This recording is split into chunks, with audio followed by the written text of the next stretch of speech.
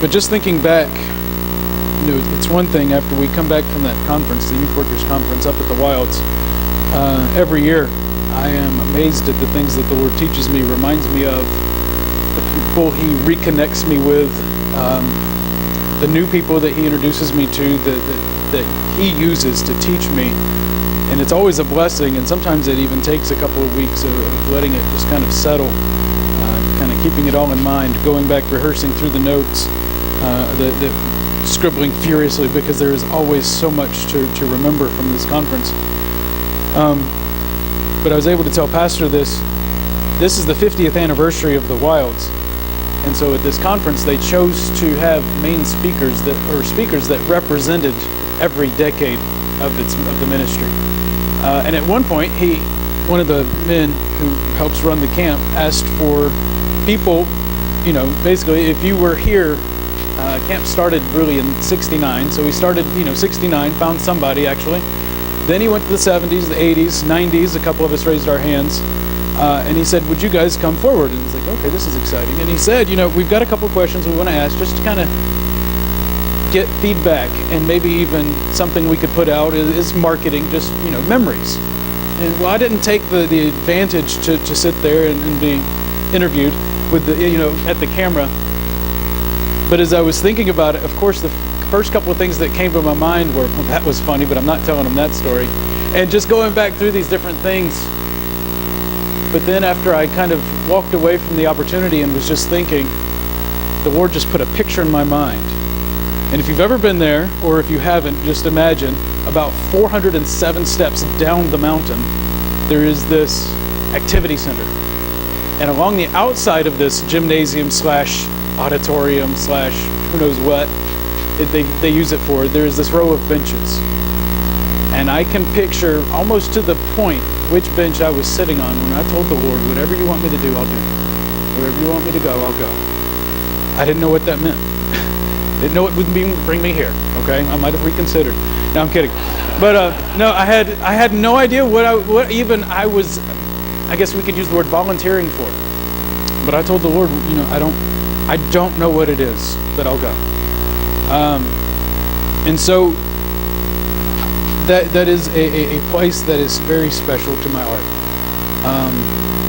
It reminds me, there's a couple of other places I wish I could take you all to that place at once to show you around, to tell you about it, and to even show you that bench, because there is for me that one bench. But you can turn in almost 360 degrees and point, and there is somebody whose soul was rescued, or whose life was turned over to God, and whose life was radically changed, no matter where you're standing and where you're pointing on that campus. And that is why it is such a blessing.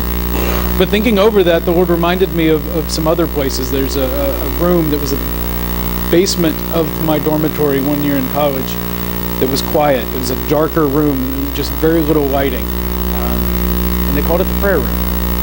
And I remember so many times being on my knees with my face in the seat, begging God for help.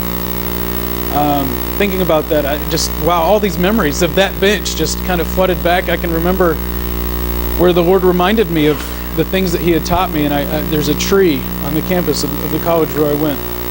And I had a student that's there now. I was like, you've got to send me this picture. I need a picture of this tree. Because I can remember standing under that tree arguing with God, saying, this doesn't make sense, and I don't know why you're doing this, and I don't understand why. But this is what I want, and if you want it, you can have it. And He took it for a while. But when He gave it back in a way that allowed me to minister to others and learn from it. So sorry, I just thinking of through that, over the last week or so, that bench and that place, the Lord brought back so many different milestones. And as we talk about tonight, if you'll go ahead and turn with me to Psalm 78, we're going to rehearse very quickly a portion of the history of Israel, the nation of Israel. We're going to very quickly go through this chapter, this psalm. And as I was thinking about it, it's not mentioned specifically in here, but remember, as God took them to certain places and through certain things. And we see this throughout the Old Testament, but it really begins to seem to show up with Abraham, then Isaac, Jacob, children of Israel, setting up a memorial, some form of an altar where they would name that place something. They would name that place something that reminded them of my God sees, my God provides, the house of the Lord. They would name it something, God's peace. They would name it something that would remind them. Or even at times as the children of Israel crossed the Red Sea, God said, stop, and I want you to place this pillar of stones here as a memorial. And when your children see it and say, what's that? You can tell them what I accomplished for you, for my glory. And so as we look at the nation of Israel for kind of, unfortunately, the sad history of it, there are going to be times, I hope, that the Lord's going to remind you of something in your life. Not, I hope, the sinfulness of their attitude, but the times where He has provided and places that He has given you. And I hope that He'll bring back to your memory vivid, emotional reminders of what He has done and things that He's taught you in places that you've been where He has been along with you.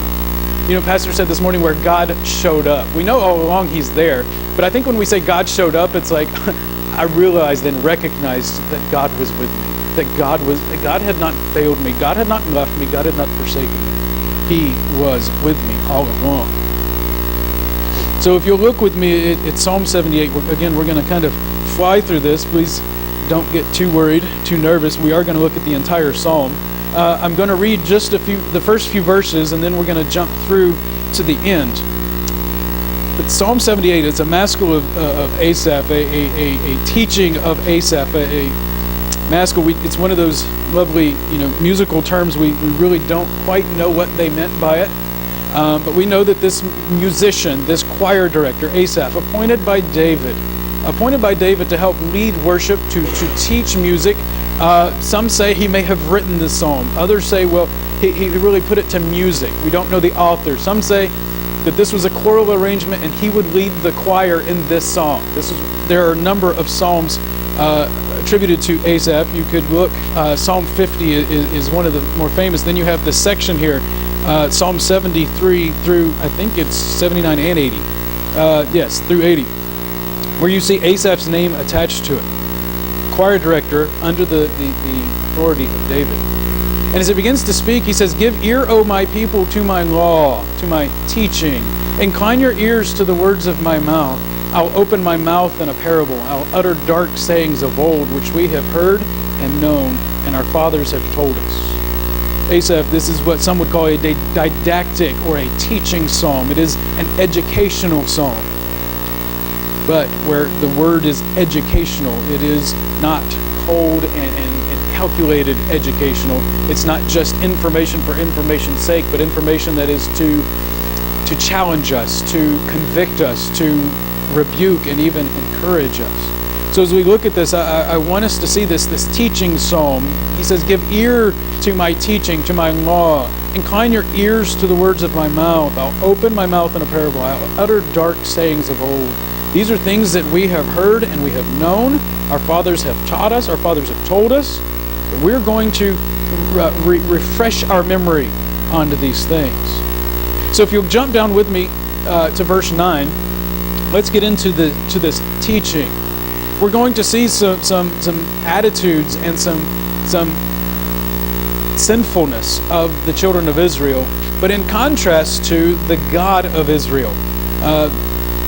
While we kind of see the working of God, you're going to see the improper response of the people.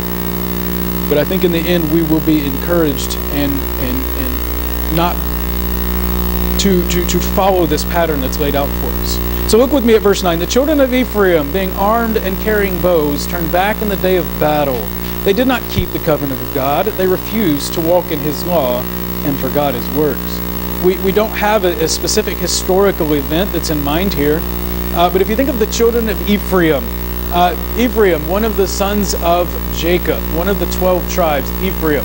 This is the tribe in which we find Shiloh. This is where, on first entrance into the land, this was kind of the spiritual influencing tribe of the nation of Israel.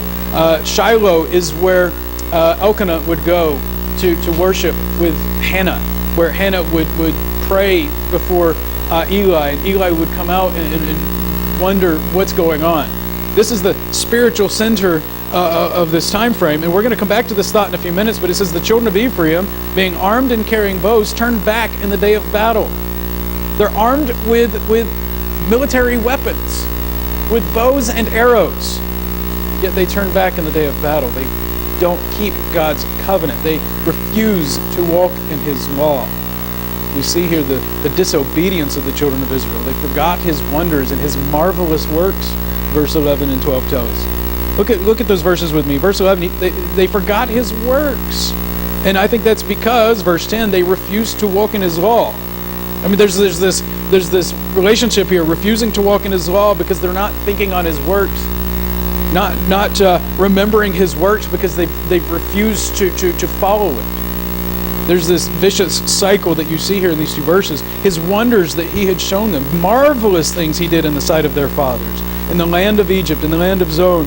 He divided the sea. He caused them to pass through. He made the waters to stand up like a heap. In the daytime, He led them with the cloud. All the night with a light of fire. He split the rocks in the wilderness. He gave them drink. So He divides the Red Sea. He leads them with a cloud during the day. He leads them with a light of fire at night. God says, my presence will be with you, and I'm going to reveal that to you. You know, sometimes we think, well, if I could just see and feel and experience God, I wouldn't doubt. Human nature, we'll turn our eyes away from the experience and the evidence and the presence of God. We'll have that in front of us, yet we'll turn from it. We'll ignore it. He divides the sea. I mean, stop and think about that for a moment. Their fathers that He's talking about, their ancestors walked across the Red Sea. They didn't walk through a swamp. This is a mighty body of water that God said, whoop, and they walked across on dry land. And as they got to the other side, they looked back in fear because of their oppressors that were chasing them, and watched God say, and the water crushes down and destroys their enemies. What did they do but just walk? Simply trusted and obeyed. So they watched this. He splits the rocks in the wilderness and gives them drink from it. I mean, this is a God who is powerful. You see the words wonders, His marvelous works that they forgot. God provides. We see some dissent. Look at verse 17. They sinned even more against Him by rebelling against the Most High in the wilderness. They tested God in their heart by asking for the food of their fancy. Their selfishness. They were distracted, verse 18 tells us. Distracted by the food of their fancy. Now, reading this, I had to ask myself this question. Is that really what's important right now? God has just called these people out of a nation. In Sunday school, we were doing a survey of Scripture. We've really just started, so we're only a couple of weeks in, but interestingly enough, this morning we started Exodus. This is the time period we're talking about. Didn't plan this. It was kind of like, I'm a little slow sometimes, so I'm planning Sunday school, and I'm planning this, and I realized, it's the same time period. Wow. It took me a week or two to realize that, working on two things at the same time. Amazing, huh? But as we talked through Genesis, and we see God, especially starting with in chapter 6, as God sees the wickedness of man, and he contracts with Noah, and he covenants with Noah, saying, this is what I expect, this is what I'd ask you to do. We see Noah simply just trust and obey. We get to Abram, pack up and leave, and I'm going to tell you where you're going when you get there. What did he do? He packed up and he left. Simply trusted and obeyed. Now we see a lot of foolish decisions as we watch Abraham, then Isaac repeating the same foolish decisions. Jacob, we get to his sons and selling their young, at the time, their little brother into slavery. What does Joseph do? See a pattern. Simply trust and obey. And as we follow that pattern and we get to Exodus and we get to Genesis, or the other way around, as we get through Genesis and we get to Exodus, and we see that there is a Pharaoh who doesn't remember Joseph. It triggers in our mind way back when God repeated his promises to Abraham. He said, Abram, I'm gonna send your nation, your descendants, into a land where they will be servants, slaves, where they will be oppressed. And I'll leave them there for about 400 years, but I will call them out. And you get to the end in about 400, before we get that far, we get to Joseph. And Joseph says, guys, I'm about to die. When they're done embalming me, doing their thing, pack my bones. Because when you leave, take me with you and plant me with my fathers. Joseph is saying, this is what God has promised. And how do we get from that promise to where we are now? I don't understand. But God says we're going to leave. We're going to leave. Take me with you. And so we finally get to that point where this Pharaoh who doesn't remember Joseph and is oppressing the people and tormenting them. And God provides Moses. And Moses, in his humanness, struggles. But what does he do? He simply trusts and obeys. And he leads the people out. And we see all these great events, and we watch these marvels, we watch these works. But these people sinning even more against him, rebelling against the Most High in the wilderness. They test God in their heart, and they ask for the food of their fancy, as it says here. And what does it do? Why are you distracted by that when God has done this? I mean, it's exciting for us to look back and say, wow, God made these promises to you guys, and he followed it all along. And it's exciting for me to say, oh, by the way, 4,000 years ago when he made that promise, he's still keeping those promises today, and we can see it. We can see it in history. We can see it on the news. God is still keeping those same promises. But you're worried about the meat that you want to consume with you're just desiring and lusting after this food. That's what's important in this moment. Unfortunately, we find ourselves in that same category sometimes. Verse 9, yes, they spoke against God. They tempted him. They tested him. They doubted him. They were disloyal to him. Look at verse 19 and 20. Yes, they spoke against God. They said, can God prepare a table in the wilderness? Can God really do this? I doubt it.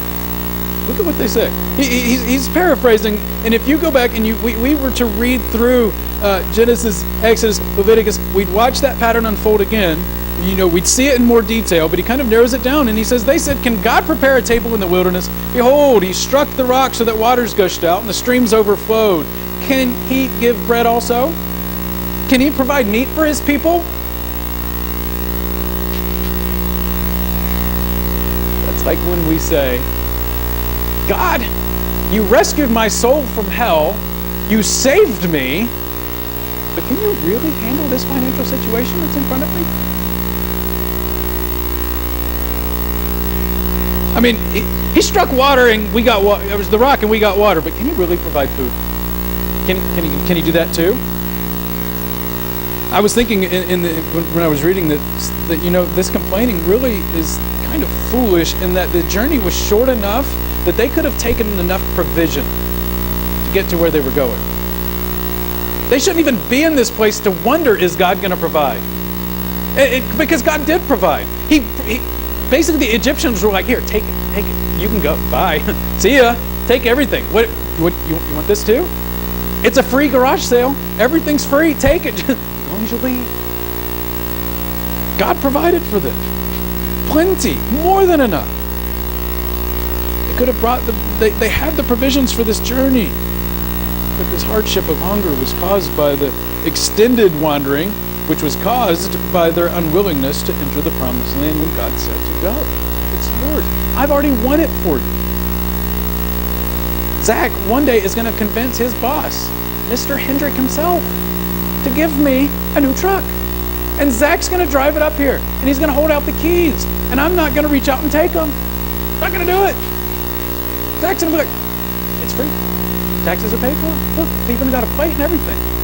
We stole your information. We stole your identity. But it's all registered. It's everything. Everything's good. It's yours. Just take it. Drive away. There's gas cards in the glove box. And I'm like, thanks.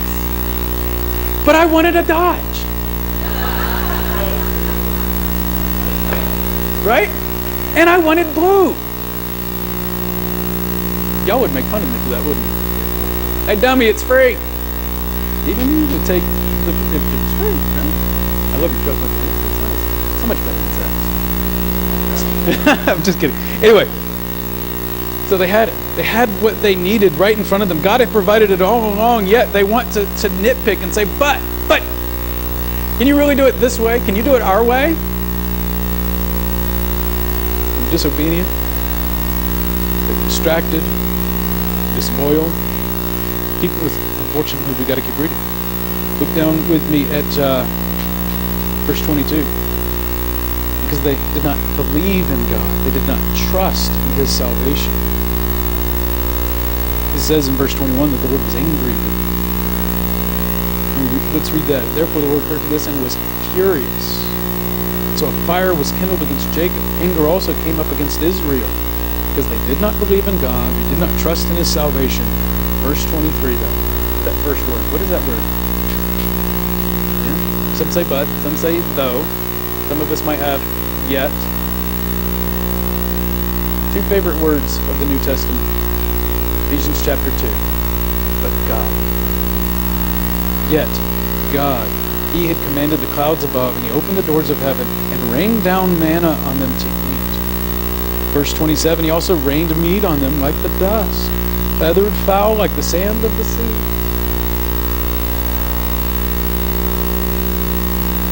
In His anger, not as a angry like we would be angry because they didn't listen, they don't love me, oh my word, I can't believe they did this to me, but in a righteous anger of a perfect God who has created us for His enjoyment, doesn't in His anger just squish them and wipe them off. He offered to do that at one point, and Moses said, these are your people. And God knew that. God recognized that. And just listen to as Moses continued. These are your people. This is your glory. Look what you've done for them by bringing them out of Egypt. This is your glory on display. Their existence is only by your grace. So in this anger, He still provides because He loves and because He cares. Yet He commands the clouds to open and the doors of heaven are swung wide, and He rains down that bread and that meat that they said, can He provide bread also? Can He provide meat for us? Yes, He can. We see His judgment on their sin and on their wickedness as you continue to read down. But you also see His provision. Verse 32. In spite of this, they still sinned and did not believe in His wondrous works. Therefore their days He consumed in futility and their years in fear. They wandered because of their waning. They wandered because of their doubt. What's interesting is I look at this and I see, it's like brackets of doubt and disobedience, God's goodness. It starts over again. Doubt and disobedience, denial, disloyalty. We see it over and over again. And what makes us think that God would not have blessed them with these good things if they had only asked? You realize God provides this really super abundance of bread. Excuse me.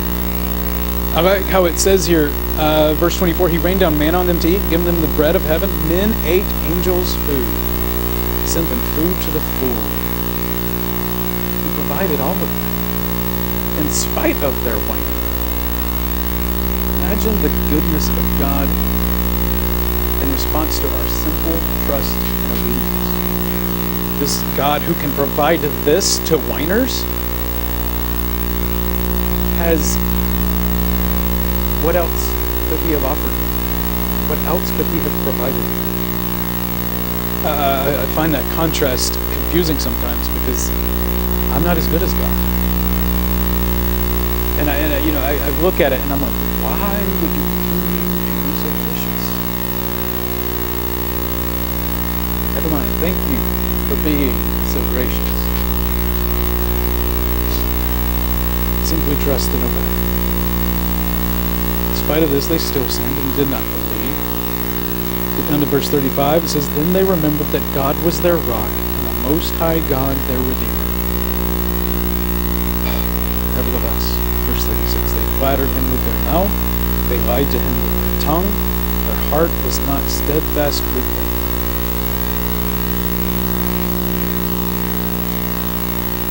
You just want to, wow, really? Don't you people get it? The end of verse 37, nor were they faithful in his covenant. They resisted. They rejected. They lied and flattered with their mouth because, okay, as we do this, God provides again. It's almost like they're trying to play him against himself. You know, we're gonna say these things, and we're gonna follow this pattern because this seems to be the pattern that you provide. But they were not appeasing God with these words. God was gracious in spite of it. Because we get to verse 38 and we see it again. But he, being full of compassion, forgave their iniquity and did not destroy them. Yes, many a time he turned his anger away. He did not stir up all his wrath. That reminds me of these earlier verses where God did display his wrath. As a sign of his grace, as a sign of his goodness. There will be discipline for our disobedience. But he does not stir up all his wrath. He holds back. There is that goodness of God calling us back. Stay. Come back to me. Turn to me. Verse 39, he remembers that they were but flesh. God is long-suffering, and God is patient. We are but flesh, a breath that passes away and does not come again. How often they provoked him in the wilderness and grieved him in the desert. Yes, again and again they tempted God and limited the Holy One of Israel. They did not remember his power. See what happens when we stop remembering the goodness and power and authority of God.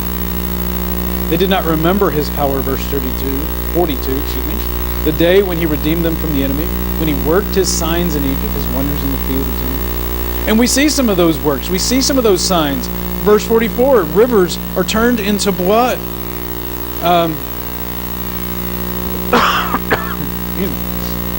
Rivers turned into blood. He sends swarms of flies. Verse 46, the crops are eaten by the caterpillar, the locust. He destroys the vines with hail, taking the lives of their cattle. He casts on them the fierceness of his anger, speaking of Egypt, sending angels of destruction among them. He makes a path for his anger. He does not spare their soul from death. He gave their life over to the plague and destroyed all the firstborn in Egypt. God showing his works on behalf of his people, protecting and providing for his people. Verse 56. We're reminded again, they tested and provoked the Most High God and did not keep his testimonies. They turned back and acted unfaithfully like their fathers. They were turned aside like a deceitful bow. They were like a poorly designed bow that fails in battle. You know, that thing you took with you to protect your life and to defend your nation, and you realize it's bent, it doesn't work, the arrows come off in the wrong direction, there's no accuracy. That's what he's calling.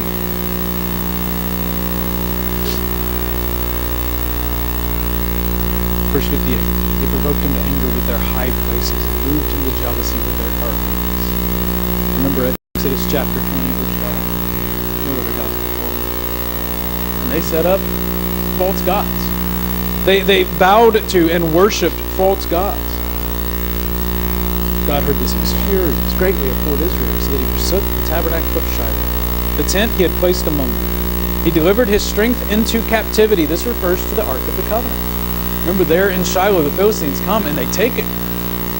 Now, there's a lot of the story that we could spend a few sermons on there in 1 Samuel, chapter 4 through, I think it's chapter 7, where you see the ark taken and the damage that does. The God of the Philistines on his face beside the ark. God saying, you will not bow to me. My people are not bowing to me, but I'll make your gods bow to me. And you watch that happen, and you see that story. This is where it says he delivers his strength into captivity. He gave his glory into captivity. The Ark of the Covenant was stolen. Remember the daughter-in-law of Eli. Eli, hearing this, dies. Just falls over and just dead. Breaking his neck, I think. His daughter-in-law, about to give birth herself, gives birth, and in this trauma, and the only thing she can say is the child's name will be Ichabod. The glory has departed. He gave his glory into the enemy's hands. He gave his people over to the sword. He was furious with his inheritance. The fire consumed their young men. Their maidens were not given in marriage. Their priests fell by the sword. Their widows made no lamentation. Then the Lord awoke as from a sleep. Like a mighty man who shouts because of wine, he beat back his enemies. He put them to a perpetual reproach. God shows up. He never left, but shows himself mighty yet again. Pushes back the enemy. You'll see as the glory returns to Israel, the Ark of the Covenant returns, it's now moved. Verse 67, moreover, he rejects the tent of Joseph. He did not choose the tribe of Ephraim. We saw that back in verse 9, told we would come back to it. But he chose the tribe of Judah, Mount Zion, which he loved. So we're now seeing the glory of God, the presence of God in the ark, move from the prestigious to the Judah. What's the significance of this? Who do we know from the tribe of Judah? Keep reading. And he builds his sanctuary like the heights, like the earth which he has established forever. He also chose David his servant. Took him from the sheepfolds, from following the ewes that had young, he brought him. To shepherd Jacob his people and Israel his inheritance.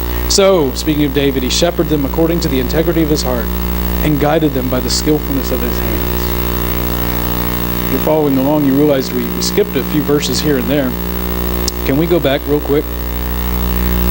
Just a couple of verses to verse 52. Keep in mind this servant, shepherd that is brought to lead Israel.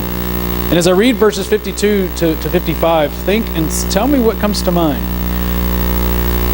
This is speaking right after he tells us of the swarms of flies, rivers of blood, the locusts, the hail, destroying the firstborn. Verse 52, but he made his own people go forth like sheep, guided them in the wilderness like a flock.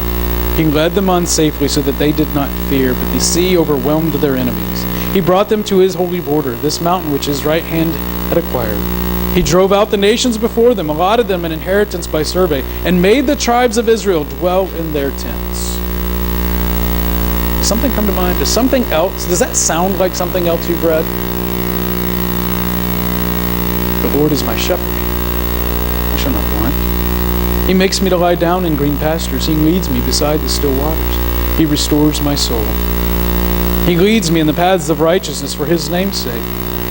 Yea, though I walk through the valley of the shadow of death, I will fear no evil, for you are with me. Your rod and your staff, they comfort me. You prepare a table before me in the presence of mine enemies. You anoint my head with oil.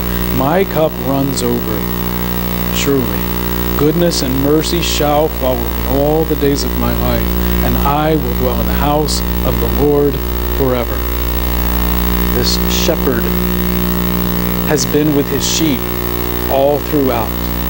We see their sheepiness, we see them being sheep, stubborn, ignorant, rebellious, wandering, distracted. And yet the shepherd is constantly there, his rod and his staff comforting them, protecting them, allowing them to be at home in their tents. Verse 55, he makes the tribe of Israel dwell in their tents. They're not out on the march. They're not on the run. They're at home, at rest, because he has brought them to this land that he has promised. In spite of 400 years as slaves in Egypt, God has kept his promise. In spite of Abraham, Isaac, Jacob, all of his children, and their foolish decisions, God is keeping his promises. In spite of providing Moses, a figure of the coming Messiah, a picture of the coming Christ, and leading them out and drawing them out and showing these mighty signs, they failed to trust and they failed to remember. Yet the shepherd never left. And we get to the end here, and we get to the end of the chapter, or the psalm here, and it says now he's provided David. And I think appropriately the history stops here, partly because of the contemporary of David that's writing it. But if you'll take this and you'll kind of take the pattern that we followed and lay it across your own life, you'll start to see some resemblance to you and Israel. At least I do. And yet I look, and what is provided, even in the end, that great shepherd king. Jesus, the one to lead and to guide. Jesus, the very picture of God, the exact representation of God. Colossians reminds us so thoroughly of who Jesus is. The one who is the entire Godhead, who makes us complete and mature and perfect. This shepherd king. John refers to him as the good shepherd. Jesus refers to himself as the good shepherd. And we see him here. David, just again, another picture of that coming Christ. David, the great king, wasn't perfect. And David failed. And David fell short. We do thank God for David's example, because when we see David's sin, we see very quickly after it, David on his face begging God's forgiveness, seeking that restoration. Not flattery and lying with his lips, but where David says, against you and you only have I sinned and done this wickedness in your sight. David crying out in repentance is a good example, but this leaves us wanting more. We get to the end and it's like David is the crowning achievement of all of this? No, David is just a picture of the crowning achievement that's coming. The Lord Jesus that's coming. But can we stop for just a second? I skipped some more verses. Let's go back to the beginning. Read these first few verses with me again. You'll follow along where Asaph says, "Give ear, O my people, to my law. Incline your ears to the words of my mouth. I'll open my mouth in a parable. I'll utter dark sayings of old, which we have heard and known, and our fathers have told us. We will not hide them from their children, telling to the generation to come the praises of the Lord and his strength and his wonderful works that he has done. For he established a testimony in Jacob and appointed a law in Israel, which he commanded our fathers, that they should make them known to their children, that the generation to come might know them, the children who would be born, that they may arise and declare them to their children, that they may set their hope in God and not forget the works of God, but keep his commandments, and may not be like their fathers, a stubborn and a rebellious generation, a generation that did not set its heart aright, and whose spirit was not faithful to God." We see here that the purpose of Asaph retelling this history, reminding us of Israel's past, is telling us, you got to remember these things so that you can teach them to your children. Teach them the wonderful acts of God. Teach them the goodness of God. Teach them the faithfulness of God. And he says here, verse 4, we will not hide them from their children. Asaph is saying, we've learned these from our father, and we're not going to hide them from their children. And at first it sounds kind of, okay, where are we going with this? You know where he's going with this? I'm going to give you my opinion. It sounds a lot like 2 Timothy chapter 2, verse 2. Paul said, "Timothy, teach these things that I've taught you to faithful men who will teach others also." This is a multi-generational plan that Asaph is laying out here. Our fathers forgot the ways of God. They ignored the teachings. They were stubborn and they were rebellious. They did not set their hearts aright. Their spirits were not faithful to God. But we have been commanded to teach the goodness of God, the character of God, the faithfulness of God to the next generation and the next generation. It is our responsibility. We will not hide these things from their children. We will not hide these things from the generation to come, but we will tell them the praises of the Lord. We will talk about his strength and his wonderful works that he has done. We'll talk about the testimony that he established. We'll talk about the law and the teaching that he has given and appointed in Israel. We will tell the generation to come that they might know him. That the children who would be born, that they might arise and declare them to their children, that they may set their hope in God. We are all responsible for our own decisions. But if we are not teaching the true and accurate testimonies of our Lord to the next generation, what will they believe? We cannot just tell them interesting stories and tell them, give them neat diagrams and give them some moral teaching. Moral teaching is just band-aids for immoral people. But we have got to teach them and direct their thoughts and their minds to God himself, that they might know him personally. I mean, we can teach them a list of do's and don'ts, and they might even follow them. What good have we accomplished if we have not taught them in such a way that they then entrust their lives to the Good Shepherd and then teach those things to their next generation? Asaph's plan here was not to just say, these Israelites were fools, but now we've got David. But to lay out a pattern of we've got to stop this now and prevent this cycle from continuing. We've got to teach the next generation. This whole point, I believe, of this 60-something verses in Psalm is to say, prepare and train the next generation with the truths of God. Teach them to know him personally. Teach them to love him for themselves. To make these things personal. So we, following this plan, we following this didactic psalm, this teaching psalm, take this, and we start to remember the things that God has done and tell our children, this is how God provided. This is where God showed up. This is where God said, I know you can't handle it, but I can. This is where I trusted God, and I yoked up with him. And he was the one whose strength continued to pull the plow.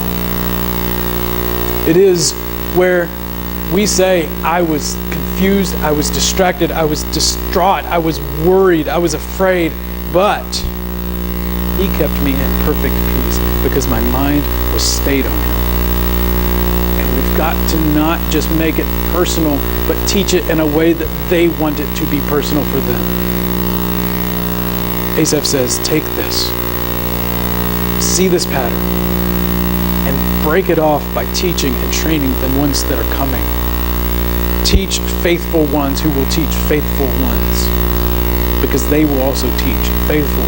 Jesus said, going about your life, make disciples, baptizing them in the name of the Father and of the Son and the Holy Spirit, teaching them everything that I've commanded you. Parenting, church, this family that we have here, going about your day, make disciples. That is the responsibility of every single one of us. Because if we just come and we sit and we listen to whichever person is designated to be speaking to me at this time and take it and walk away, we've only really done half the work. It's not until we apply it and then bring somebody alongside and say, this is what God has taught me, this is what you need to be doing, now let's do it together. That's the responsibility of every single one of us. You can turn in time. We finished 1 Peter already, but if you go back to chapter 5 where it talks about the submission one to another and the teaching and the training of one another, and you'll see that pattern kind of lay itself out throughout the New Testament. Setting the pattern for one another, doing right, living right, loving God, and then teaching the ones with you to do the same. And that is what Asaph is calling us to do here. Will you take up your responsibility to join the fight? for the next generation. Nobody can do it on their own, but we can all do it together. I have been in a lot of church settings, but I love something about this church that I have seen in so many places, but I see so much more clearly here. That you are family. That we are family. And it's not just that, there are certain people, we laughed at lunch today, common conversation, and I won't say it because she's not in here to embarrass her, but Heather facing all the children. And I said, that's why I make her sit there. I don't have to see it. But you know what? She's willing to, but I was thinking about this as we joked about it, we laughed about it, and we continued on. I had an instant mental picture of all three of my children chase her down to give her a hug.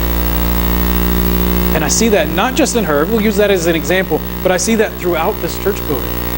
That is something that we have, that we can share. People outside of this door, very few of them have any clue what that kind of love is like. We can share that. We can spread that. But we've also got to give them the reason for the hope that lies within us. As Asaph says here, teach these people the goodness and the character of God, the faithfulness of the Good Shepherd. Our Father in heaven, I am amazed that you would choose to love me. You would choose to use me. With Paul, I argue that maybe I really should have been labeled as the chief of sinners. Yet you called me into your service. Lord, you've given each of us a task, each of us a responsibility to love you with our own heart, all of our heart, all of our mind, all with our soul and strength, but also to love our neighbor as ourselves. That includes teaching them and reminding them of your goodness, keeping it ever in our own minds that we might have it ready on our tongues to tell it to others. Help us, Father, to remember those times that you have stepped in and revealed yourself in a way that we cannot have any confidence in ourselves, but simply trust that you did the work. And may we give you the glory. And may we be quick to point those opportunities out to those that we come in contact with. We would not only remember these things for ourselves, but we teach them to others and point them out to others. We may point out your goodness and your grace and your mercy and talk of it every chance we get. Lord, we ask that you would continue to use this church to reach the lost. Lord, we specifically think of the next generations, those that are coming along behind each of us. May we each see the opportunity to reach down, offer a hand, offer a hug, and reflect your goodness and your love. Lord, we love you. Thank you for what you're doing here. Father, we thank you that you're going to do so much more. And we pray these things in Jesus' name.